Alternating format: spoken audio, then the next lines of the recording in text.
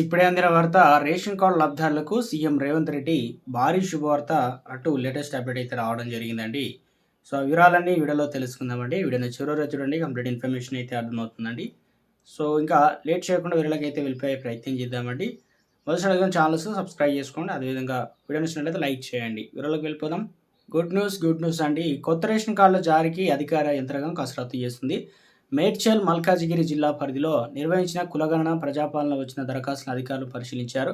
వీటిలో నుంచి 6,818 రేషన్ కార్డుల కోసం లబ్ధిదారులు ఎంపిక చేశారు.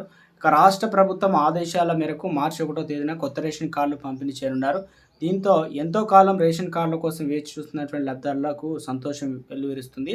ఇక కొత్తగా దాదాపు జిల్లాలో ప్రస్తుతం 5,23,903 రేషన్ కార్డులు ఉండగా 17,27,608 లబ్ధిదారులు అయితే ఉన్నారు. కాంగ్రెస్ ప్రభుత్వం కొత్త రేషన్ కార్డు జారీపై నిర్ణయం తీసుకోవడంతో జిల్లాల్లోని 9 మండలాల్లో గతంలో నిర్వహించిన కులగణన సర్వేలో కొత్త రేషన్ కార్డుల కోసం 12,243 దరఖాస్తులు రాగా వీటిలో 6,818 అర్హులు అయితే గుర్తించారనమాట.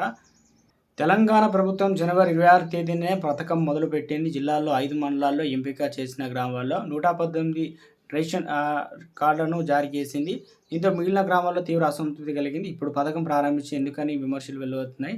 అవన్నీ కూడా భరించినటువంటి ప్రభుత్వం కొత్త రేషన్ కార్డులు ఇచ్చేందుకు మార్చి 1 తారీఖున ఫిక్స్ చేసింది. అయితే ఇక్కడ ట్విస్ట్ ఉంది. జిల్లాలో జీహెచ్ఎంసీ పరిధిలో కొత్త రేషన్ కార్డులు ఇవ్వరు.